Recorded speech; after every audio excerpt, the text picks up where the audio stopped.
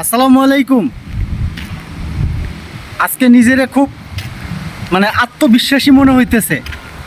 54 বছর থেকে বাংলাদেশের জনগণ, বাংলাদেশের সাধারণ মানুষ যেই বাংলাদেশ দেখতে চাইছিল, সম্ভবত 12 তারিখের পরে বাংলাদেশের সাধারণ মানুষ সেই বাংলাদেশ দেখতে পারবে। সেই বাংলাদেশ দেখার জন্য এখন বাংলাদেশের আপামর জনতা, সাধারণ মানুষ, হিন্দু, বৌদ্ধ, খ্রিস্টান, চাকমা, উপজাতি, ত্রিপুরা সবাই এক হয়েছে।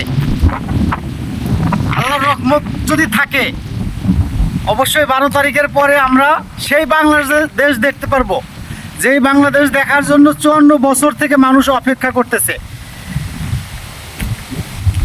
দেখেন, এবার নির্বাচনে উপজাতি, সব পাহাড়ি অঞ্চলে সব উপজাতিরা সবাই দাঁড়িপাল্লার জন্য ক্যাম্পেইন করতেছে।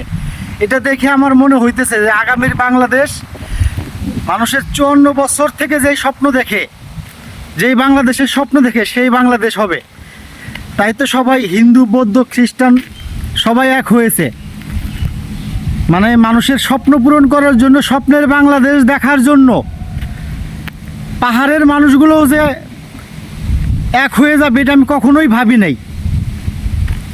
তো পাহাড়ের মানুষগুলো, পাহাড়ের উপজাতিরা, বিভিন্ন ধর্মের যেসব আদিবাসী আছে আমাদের দেশে, তারা সবাই এখন দেশের জন্য চিন্তা করে, দেশের জন্য চিন্তা করে দেশের জন্য কাজ করতেছে। তারা দেশকে এগিয়ে নিয়ে যাওয়ার জন্য কাজ করতেছে। এর ভিতরে কিছু বিচ্ছিন্নতাবাদিত্ব থাকবে অবশ্যই, কিন্তু সব শেষে বাংলাদেশকে একটি উচ্চ পর্যায়ে নিয়ে যাওয়ার জন্য যে পাহাড়ি, বাঙালি, হিন্দু, মুসলিম সবাই এক হয়েছে, এটার জন্য নিজেরা গর্ববোধ মনে করি। নিজের কাছে গর্ব হইতেছে যে বাংলাদেশের মানুষ এখন এক হয়ে গেছে বাংলাদেশের উন্নয়ন দেখার জন্য। শুভ কামনা রইল আমার চাকমা ভাই বোন বন্ধুদের জন্য, আমার ত্রিপুরা, মারমা, মগ যেসব উপজাতি বা আদিবাসী ভাই বোনেরা আছেন, আপনাদেরকে স্বাগত জানাই। আপনারা দেশের জন্য কাজ করতেছেন, দাঁড়িপাল্লার জন্য কাজ করতেছেন।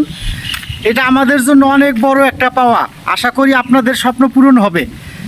54 বছর থেকে যে বাংলাদেশ আপনারা দেখতে চাইতেছেন, সেই বাংলাদেশে আগামীতে উপহার দিবে জামাতি ইসলাম, এটা আশা করা যায়।